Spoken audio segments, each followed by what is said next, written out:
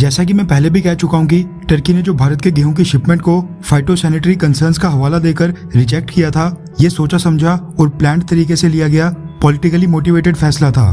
Turkey ने जब भारत के वीट की शिपमेंट को रिजेक्ट किया था, उसके ठीक एक दिन बाद पाकिस्तान के प्राइम मिनिस्टर शहबाज शरीफ टर्की के दौरे के ऊपर गए थे, जिस दौरान टर्की के प्रेसिडेंट अर्दोगान ने एक बार फिर कश्मीर मुद्दे के ऊपर पाकिस्तान को समर्थन देते हुए कहा था कि कश्मीर मुद्दा यूनाइटेड नेशन रेजोल्यूशंस के आधार के ऊपर जल्द से जल्द सॉल्व होना चाहिए। खुशी की बात यह है कि टर्की द्वारा रिजेक्टेड भारतीय गेहूं की शिपमेंट को इजिप्ट ने परचेज कर लिया है। ये शो करता है कि भारत की सरकार आज की डेट में कितना प्रोएक्टिव होकर काम कर रही है। भारत के वीट को आज तक सब स्टैंडर्ड माना जाता रहा, लेकिन यूक्रेन युद्ध के कारण भारत के वीट की इंटरनेशनल मार्केट में डिमांड काफी तेजी से बढ़ रही है। ऐसे में भारत की सरकार भी नहीं चाहती है कि इंटरनेशनल वीट मार्केट में पैर जमाने से पहले ही भारत के वीट की क्वालिटी को लेकर नेगेटिव इमेज डेवलप हो जाए। इसलिए ये जो टर्की द्वारा भारत के वीट की शिपमेंट को रिजेक्ट करने के कारण पूरा विवाद हुआ है, इसको लेकर भारत की सरकार भी अपने लेवल के ऊपर जांच पड़ताल कर रही है। टर्की से तो डिटेल्ड फाइटोसैनिटरी सर्टिफिकेशन टेस्ट की रिपोर्ट मांगी गई है, लेकिन ITC limited company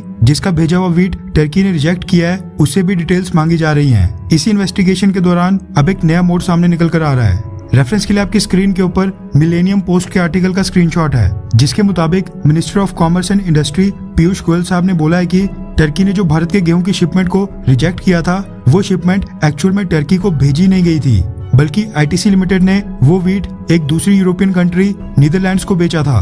Piyush Goyal साहब ने पिछले कल प्रेस कॉन्फ्रेंस के दौरान बताया कि भारतीय सरकार इस इशू को लेकर बहुत ही गंभीरता से इन्वेस्टिगेशन कर रही है। उन्होंने कहा कि आईटीसी लिमिटेड कंपनी के अधिकारी खुद इस बात से अवगत नहीं थे कि जो वीट उन्होंने नीदरलैंड्स को बेचा है वो टर्की के पास कैसे चले गया।